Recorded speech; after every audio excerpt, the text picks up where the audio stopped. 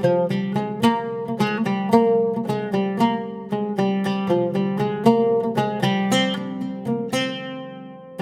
இன்னைக்கு எல்லாருக்கும் ரொம்ப பிடிச்சமான நல்ல சாஃப்டான பருப்பு போலி எப்படி செய்கிறதுன்னு தான் பார்க்க போகிறோம்.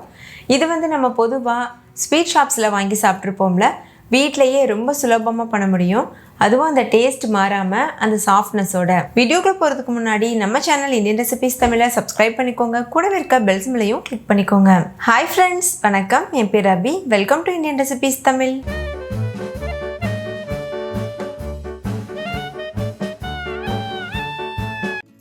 ஃபஸ்ட்டு இந்த ரெசிபி பண்ணுறதுக்கு 1 கப் அளவு கடலைப்பருப்பு எடுத்துக்கோங்க. இது 125 கிராம் அளவு கடலைப்பருப்பு இருக்கும்.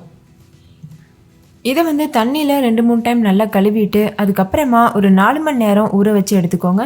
இப்போ இது 4 மணி நேரம் தண்ணியில் நல்லா ஊறிருக்கு. ஊறின கடலைப்பருப்பை தண்ணியை வடிச்சிட்டு இது போல் குக்கரில் சேர்த்துக்கோங்க. இது கூடவே 1/4 டீஸ்பூன் உப்பு, 1/4 டீஸ்பூன் மஞ்சள் தூள் சேர்த்துக்கோங்க. 1 டீஸ்பூன் அளவு நெய்யும் சேர்த்துக்கோங்க. இப்போ இதில் முங்குற அளவு தண்ணி சேர்த்துக்கோங்க. நம்ம 1 கப் அளவுக்கு கடலைப்பருப்பு எடுத்துருந்தோம்ல, அதுக்கு 2 கப் அளவு தண்ணி கரெக்டாக இருக்கும். தண்ணி சேர்த்துட்டு நல்லா இது போல் கலந்துக்கோங்க. கலந்ததுக்கப்புறமா மூடி போட்டு மூடிட்டு விசில் வச்சுக்கோங்க. ஹை ஃப்ளேமில் வச்சு 4 விசில் வரைக்கும் வச்சு வேக வச்சுக்கோங்க. 4 விசில் வந்ததுக்கப்புறமா ஸ்டவ் ஆஃப் பண்ணிவிட்டு அப்படியே விட்டுருங்க. ப்ரெஷர் தானாக ரிலீஸ் ஆகட்டும். பருப்பு ரெடி ஆகிறதுக்குள்ளே நம்ம மேல் மாவு தயார் பண்ணிடலாம். அதுக்கு ஒரு மிக்சிங் பவுலில் 1/2 கப் அளவு மைதா சேர்த்துக்கோங்க. கூடவே 1 கப் அளவு கோதுமை மாவு சேர்த்துக்கோங்க. இந்த மாதிரி மைதாவும் கோதுமையும் சேர்த்து நம்ம பிசையும் போது நல்லா சாஃப்டான பருப்பு பொடி கிடைக்கும்.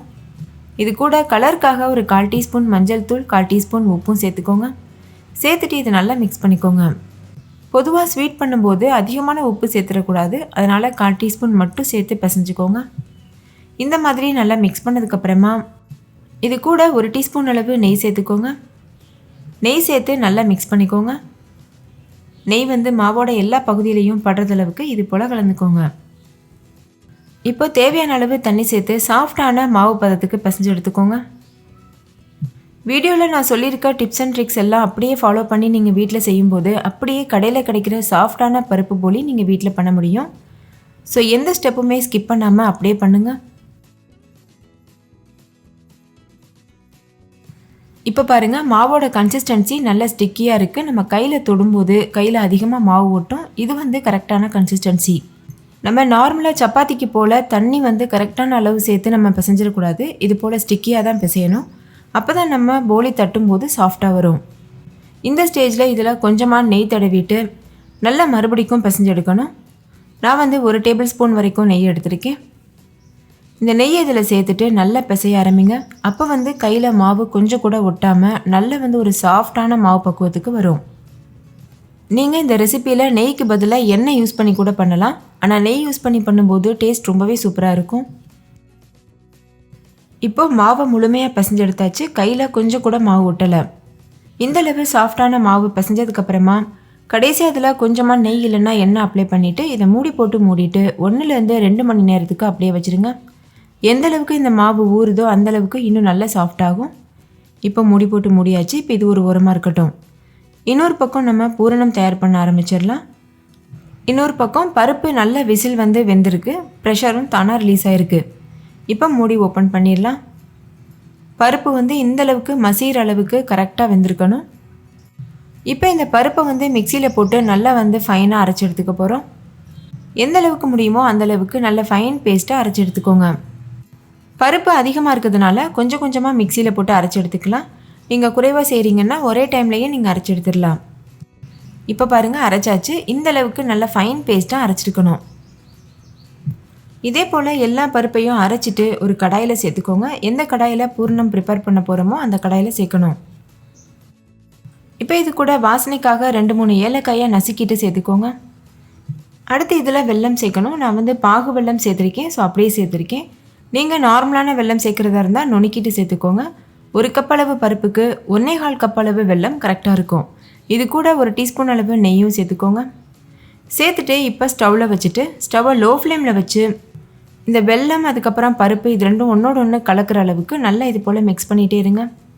இதுக்கு தண்ணி எதுவும் ஊற்ற தேவையில்லை. வெல்லமே நிறைய தண்ணி விட்டு வரும். அந்த தண்ணியே கரெக்டாக இருக்கும். கொஞ்சம் கூட மண் இல்லாத நயமான வெல்லம் யூஸ் பண்ணுங்கள். அப்படி நீங்கள் யூஸ் பண்ணுற வெல்லத்தில் மண் இருந்ததுன்னா வெல்லத்தில் கொஞ்சமாக தண்ணி சேர்த்துட்டு நல்லா அதை பாகு மாதிரி காய்ச்சிட்டு அதுக்கப்புறமா அதை வடிகட்டிட்டு பருப்போடு சேர்த்து மிக்ஸ் பண்ணிக்கோங்க. அதுக்கப்புறம் நல்லா சுருண்டு வர்றது வரைக்கும் நல்லா கிளறிட்டே இருங்க. மண் இல்லாத வெல்லம் யூஸ் பண்ணுறீங்கன்னா இந்த ஸ்டெப்பை அப்படியே ஃபாலோ பண்ணுங்கள்.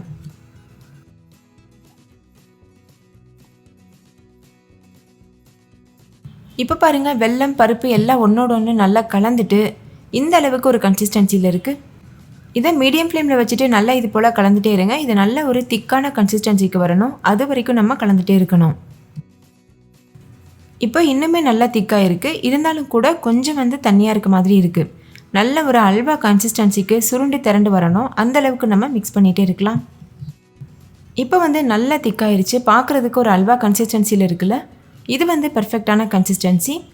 இந்த ஸ்டேஜ்லேயே ஸ்டவ் ஆஃப் பண்ணிவிட்டு இது முழுமையாக ஆற வச்சுருங்க. ஆறுனதுக்கப்புறம் இது இன்னும் நல்லா திக்காகும். அதனால் இந்த ஸ்டேஜ்லேயே ஸ்டவ் ஆஃப் பண்ணிடுங்க. இப்போ பாருங்கள், இது நல்லா ஆறிருக்கு. நம்மளோட ஸ்டஃபிங் தயாராகிருச்சு. ஆறுனதுக்கப்புறம் நல்லா திக்காக இருக்குல்ல. இப்போ இதில் சின்ன சின்ன உருண்டைகளாக உருட்டி எடுத்து தனியாக வச்சுக்கோங்க. அதுக்கு கையில் கொஞ்சமாக நெய் இல்லைன்னா எண்ணெய் அப்ளை பண்ணிக்கோங்க. அதுக்கப்புறமா உருண்டை உருட்ட ஸ்டார்ட் பண்ணுங்கள். அப்போ கையில் ஒட்டாமல் வரும். எல்லா மாவுலையும் உருண்டை உருட்டி தனியாக வச்சாச்சு. இப்போ இது ஒரு உரமாக இருக்கட்டும். அடுத்து நம்ம பிசைஞ்சு வச்சுருந்த மாவும் நல்லா ஊறி இருக்குது. நல்லா சாஃப்டாக இருக்குது பாருங்கள். இது கரெக்டான கன்சிஸ்டன்சி. இப்போ இதை மறுபடிக்கும் நல்லா பிசைஞ்சிட்டு அதுக்கப்புறமா இதிலேருந்து சின்ன சின்ன உருண்டைகளாக உருட்டி வச்சிடலாம். பாருங்கள், இந்த மாதிரி நல்லா பிசைஞ்சதுக்கப்புறமா இதை நல்லா உருண்டையாக உருட்டி எடுத்துக்கோங்க. சின்ன சின்ன உருண்டையாக உருட்டணும். எந்த அளவுக்கு பூரணம் இருக்கோ அதே அளவில் தான் மேல் மாவும் இருக்கணும். பாருங்கள், 2 உருண்டையும் சம அளவில் இருக்குல்ல. இது முக்கியமான டிப்பு. அப்போ தான் டேஸ்டியான பருப்பு போலி கிடைக்கும். மேல் மாவு கூடிட்டாலோ இல்லைனா பூரணம் கூடிட்டாலோ அந்த அளவுக்கு பெர்ஃபெக்டான போலி நம்மளால் தயார் பண்ண முடியாது. ஸோ இது ரொம்ப கவனமாக பார்த்துக்கோங்க. இப்போ நம்ம எடுத்து வச்சுருக்க மேல் மாவு உருண்டை இருக்குல்ல, அதை ஒரு பட்டர் ஷீட் அப்படி இல்லைன்னா வாழை இலை கவர் இதிலலாம் கூட நீங்கள் இது போல் தட்டலாம். நான் பட்டர் ஷீட் எடுத்திருக்கேன். பட்டர் ஷீட்டில் கொஞ்சமாக எண்ணெய் தடவிட்டு நம்ம எடுத்து வச்சுருக்க மாவை வச்சு இது போல் ப்ரெஸ் பண்ணிகிட்டே இருக்கணும். இந்த அளவு சைஸில் வந்ததுக்கப்புறமா இதை கையில் எடுத்துக்கோங்க. இப்போ இது உள்ள நம்ம எடுத்து வச்சுருக்க பூரணத்தையும் வச்சுருங்க. வச்சுட்டு இதை நல்லா க்ளோஸ் பண்ணிடணும். பாருங்கள், இந்த மாதிரி கொஞ்சம் கூட இடைவெளி இருக்கக்கூடாது. பெருவரில் வச்சு அந்த பூரணத்தை நல்லா ப்ரெஸ் பண்ணிவிட்டு இந்த மாதிரி க்ளோஸ் பண்ணுங்கள். கொஞ்சம் இடைவெளி இருந்தாலும் பூரணம் நம்ம தட்டும்போது வெளியில் வர்றதுக்கு வாய்ப்பு இருக்குது. நல்லா க்ளோஸ் பண்ணதுக்கப்புறமா இந்த மாதிரி உருட்டிட்டு ஒரு ப்ரெஸ் பண்ணிக்கோங்க.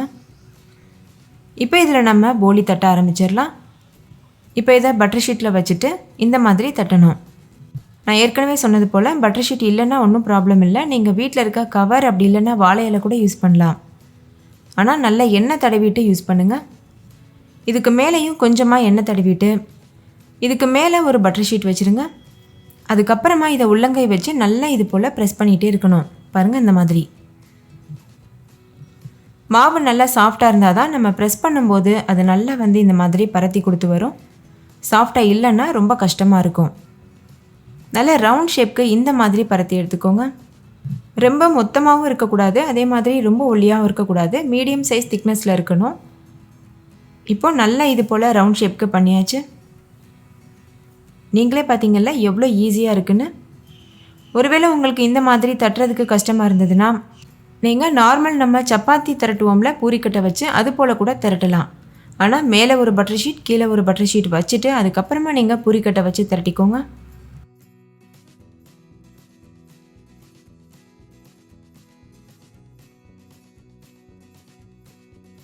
இப்போ இந்த மேலே இருக்க பட்டர் ஷீட்டை ரிமூவ் பண்ணிடுங்க. அதுக்கப்புறமா சூடான டவாவில் அப்படியே இந்த போலியை சேர்த்துடணும். இதை நீங்கள் கையில் எடுக்க தேவையில்லை. இப்போ ஒரு டவா சூடுபடுத்திக்கோங்க. அதில் கொஞ்சமாக நெய் தடவிக்கோங்க. நெய்க்கு பதிலாக எண்ணெய் கூட யூஸ் பண்ணலாம். நெய் நல்லா உருகினதுக்கப்புறமா நம்ம செஞ்சு வச்சுருக்க போலியை இது மேலே வச்சிடணும். பாருங்கள், இந்த மாதிரி வச்சதுக்கப்புறமா நம்ம மேலே இருக்க பட்டர் ஷீட்டை இது போல் ரிமூவ் பண்ணிடணும்.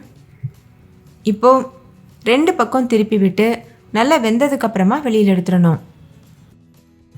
ஒருவேளை உங்களுக்கு இந்த மாதிரி மெத்தட் கஷ்டமாக இருந்ததுன்னா நான் ஏற்கனவே சொன்னது போல் இந்த மாதிரி நம்ம செஞ்சு வச்சுருக்க போலியை உள்ளே வச்சுட்டு பூரிக்கட்டை வச்சு இந்த மாதிரி திரட்டிக்கோங்க. பாருங்கள், இது மாதிரி இது வந்து ரொம்ப ஈஸியாக இருக்கும். நம்ம கையில் திரட்டுறதை விட பிகினர்ஸ்க்கெலாம் இது ரொம்ப ஹெல்ப்ஃபுல்லாக இருக்கும். ஆனால் பூரணம் வெளியில் வந்துடாமல் பார்த்து திரட்டணும்.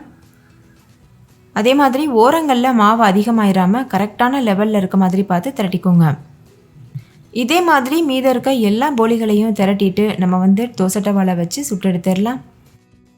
இப்போ பாருங்கள், இந்த போலியும் நல்லா திரட்டி எடுத்தாச்சு.